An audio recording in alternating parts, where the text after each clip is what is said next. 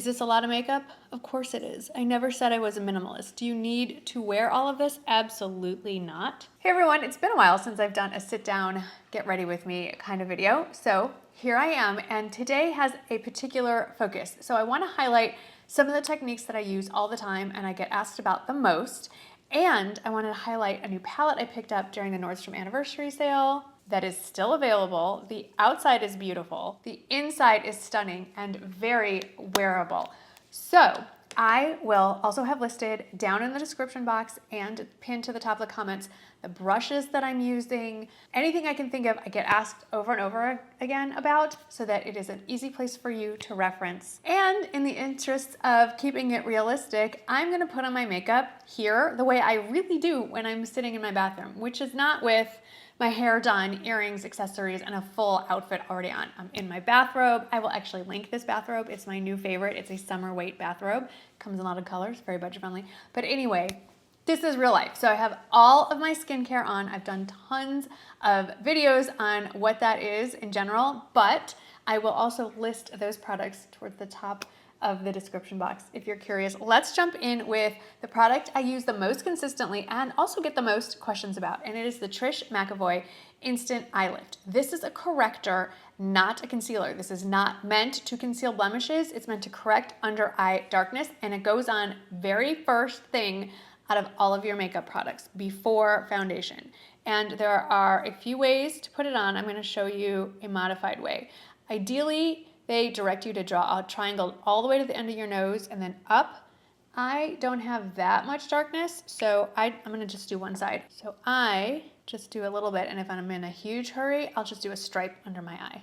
But I think you can see, even with the sun going in and out, how much that brightens the one side of my face, but still looks very natural. I just put fake tan on. It's very light in color, so I'm a little more bronzed than normal, and shade 1 still works. I am aware that even my version of bronzed is still way onto the light side of the spectrum. It does come in other shades, but I use mine in shade 1. This is available during the anniversary sale, but it comes in a set with the eye primer, and I'll be perfectly honest, I never reach for it, so I am not recommending it in the sale, because why would you pay twice as much if you're really only gonna use the one product? Now, if you are a big fan of eye primer, go for the set. The foundation I've been wearing all summer long, with the exception of maybe 5 days in the last 3 months, has been the L'Oreal True Match foundation. Now, I don't know what shade I am when I don't have a fake tan on, but depending where I am in the fading process, I'm either N3 or W3. I'm a little lighter than normal, so I'm gonna try N3 and see how it goes. If it's deeper, I need a more warm tone, and I'll show you a way to fix it if I'm wrong. So I just do one pump, dot it all over my face, and then buff it in with the BK Beauty 106 brush, the best face brush on the market. It does all the things. It is the most versatile, and I use it for most of the products that I'm gonna put on for the next few steps. I do think this is a little light. It's a little ashy, if that's the right word. So here's an easy way to fix that. Cream bronzer. I've really been enjoying this one. It was sent to me in PR. It is by the brand Merit Beauty, and I'm just putting it kind of, not really as contour, but just to warm up the face. We're gonna do contour. Now, is this a lot of makeup? Of course it is. I never said I was a minimalist. Do you need to wear all of this? Absolutely not. If you are wanting to pull on a full face of makeup and have it last all day, layering these cream and liquid products under the powder products I'm about to share with you will definitely make your makeup last and be a lot more sweat proof. I want you to see the difference in color between the bronzer shade, which is a very warm toned brown, and the contour shade, that's very cool tone. It looks almost gray. Contour is to shape your face. Bronzer is to warm it up. Everyone's face is shaped differently, and what you want to do with it is going to be different, but if you have a face like mine and I am trying to lift and narrow, I like to do just the sides of my nose and a little bit under the tip, and then tilt my head down so I can see that shadow. I just want to duplicate that shadow. Put the contour right where the shadow is, and then sculpt the jaw and narrow down that forehead, And that is my contour. And then again, I'm reaching for, surprise, surprise, the 106. And first I just bounce because I don't want to spread this all over my face. So I'm just bouncing it and not buffing. And then I'll buff more up than down because I don't want this to go too far down on my face. I'm going to quickly add some under eye concealer. Remember that first product I put on was to correct and brighten, but if I want to conceal as well, you do that, and you can do that right after you put on foundation. I just kind of got into the bronzing and contouring, so I'm going to slap this on really quickly, and then we'll get to some cheek cream products. I've demonstrated this before, but I want to show it again. It is a liquid blush that's really user-friendly. It's from Tarte. It's part of their Man Eater line, and I just do a couple little dots towards the back of my cheekbone. And it does have a nice sort of highlighter effect built into it as well. And guess what? Going back in with that same brush, I do have multiples of this that does get dirty rather quickly. And I just keep it in a circle towards the back of my face, closer to the hairline. And then I'm done with all the liquid complexion products. So I'm gonna go in and powder. I think it's key to powder under your eyes on top of the concealer to keep it from smudging and falling apart. So I got these little triangle puffs on Amazon, a whole pack of them, and I love the best under eye setting powder I've ever found is the Charlotte Tilbury brightening powder. This also keeps it from creasing weirdly. So this powdered, this side not. Then to set my whole face, I love using powder foundation as a setting powder.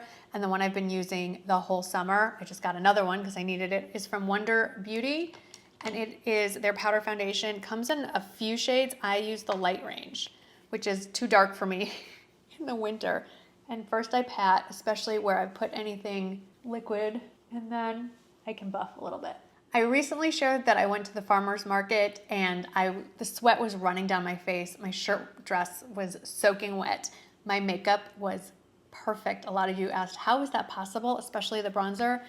It's this, as you can see, very well loved. It's from Tarte and it's their waterproof bronzer. Now, I don't like the matte one. I think it's too matte. And I just kind of go over where I put the bronzer and sweep it across my forehead. I'm not precise. Go across the bridge of my nose, down my neck. And this stuff doesn't come off until you wash it off at night. It's kind of amazing. I do add another layer of blush. This is my most reach for blush out of my entire blush collection, also from Tarte. I do happen to have a discount code. You can get it at Ulta, and I don't have a discount code for Ulta or Sephora, but if you order it from the Tarte website directly, I'll put that code down in the description box. I think it's 15% off and free shipping. Anyway, look at this color. I know, it can be frightening, but honestly, you've seen me in it pretty much every video for months, years actually. I've been using this a really long time. And I've been keeping the blush placement away from the middle of my face, or the center. Now, this part I'm really excited about. This was a mistake that I made that ended up making a huge difference in the way my brows look. Now, I don't do this every single day, but the mistake I made was I thought I was reaching for my brow gel, and I accidentally reached for my lash primer and put it through one brow and then realized, well, shoot, I guess I'm just gonna stick with it. I'll put some brow gel over it and hope for the best. My brows had that laminated look. They didn't move all day long. They were a little thicker, like they felt thick to the touch. I'm just getting the excess off here. There is, I believe, some sort of lash conditioner or lash growth serum in some of these lash primers. I feel like my brows are growing in. Okay, I didn't get it all off. I just brush it straight up, and you're still gonna get white stuff. Don't worry, we're gonna go back in with a tinted brow gel. I love the laminated look. Trust the process. I just go over it again, and I haven't even really been filling them in. I mean, I think this is enough for brow products, don't you? Is today the day my eyebrows decide not to behave? Of course it is, but it is what it is. We're just gonna leave it alone. And now we are gonna get to the star of today's show, this Bobbi Brown Luster and Glow eyeshadow palette. I love a neutral palette. If you know me, you know that. There is quite a shade range here, a lot of wearable colors, some deeper tones. Suits an everyday, very subtle look. You can do very deep, dramatic, smoky. I am gonna start with Buff, which is the second from the top. I'm gonna use a fluffy brush. My fluffy brush of choice is the BK Beauty 201. I'm just gonna use this to gently kind of map out where my crease is. You can also use that Tarte bronzer. It's a great crease color. I'm also going to grab the 207 brush, which is a pencil brush, and just run that same color under my eye. Now, part of me wants to go crazy and show all the colors, but I want to keep this realistic and show you what I really do to leave the house. So the next thing I do, it is called Broken Glass. It's a metallic. I use my ring finger and just pat it on there. And then I kind of smear it across. It's very subtle. It's very pretty and soft. Then I will go back in with the fluffy brush and kind of make sure the edges are blended out. I'm gonna grab a slightly smaller brush. I don't know if they still make this. It's the Zoeva 227 Luxe Soft Definer. It's an oldie but a goodie. There's Brown Velvet. I'm gonna do Brown Velvet. Brown Velvet, second row, middle row is a little warmer. You could also use one of the mattes, but we're gonna start with the metallic and see where we go. Just stick that in the crease. Now, if you don't want so much shimmer, I'm gonna show you the other option. I just reach for this darker matte right there. I'm just gonna put it on top so you can see the difference.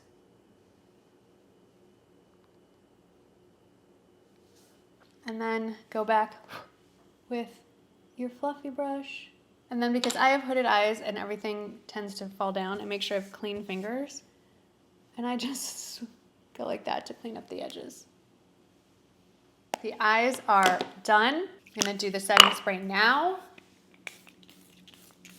Now let's talk lashes. So I found a very complicated routine to get the most dramatic, biggest, fluffiest lashes that never ever smudge. So first we curl, then we prime. Same primer that I accidentally put on my eyebrows. Now we are going to intentionally put on our lashes, top and bottom. Then we go on to the mascara that's gonna give us the most drama. Too Faced Better Than Sex. I've been talking about this for a while over on Instagram. So I love this for really big, dark, dramatic lashes. I'm only putting this on the top. Okay, here's the extra trick. If you wanna have the big, full, dramatic lashes without smudging, the last layer, yes, this is the third layer, is a tubing mascara. It's the Tartelette tubing mascara, which I have talked about for ages, absolutely love, wear every day. This seals everything in, will pretty much guarantee no smudging or flaking. We're gonna put it on the bottom as well because of that. And then all we need to do are lips. I don't always reach for liners, one, because I'm lazy, and I've just gone through how many steps to get to this point, but these liners are so creamy, they're really easy to put on, and for me, the kicker, they actually match my lip color. I usually have, they're either too pink or too brown. This one in particular is called Pink Sand, and it is perfect. So I'm not gonna talk and line my lips at the same time, but I start from the corner and go lower lip, corner to center, and then corner to Cupid's bow. I'll be right back. And then the lipstick color I've been reaching for the most is called Femme. It does have a nice little magnetic cap, which I love. They have quite a few that are a lot more nude and lighter, and then some deeper ones as well. I wouldn't say this is a matte. I would say it's a step up from matte. I wouldn't say it's a full-on satin either. So I do like to top it with a gloss. Lawless makes a gloss, just a clear plumping gloss. Most of the time I skip that and I just grab one of my Dior lip glow oils. This is the one in pink. And that is a full-on everyday, somewhat casual look. So I hope that this was helpful, answered some of the questions you may have about the Bobbi Brown palette or the Trish McEvoy Instant Eye Lift or a new trick for your brows or how to layer the mascara to stay. All these things are especially good right now in the super, super hot weather that we have going on. But if I have missed anything that you have questions about, please do not hesitate to ask down in the comments and I'll do my best to answer them. Thank you so much for hanging out with me today. I hope that you had fun, maybe learned something, and I'll see you in the next video. Bye.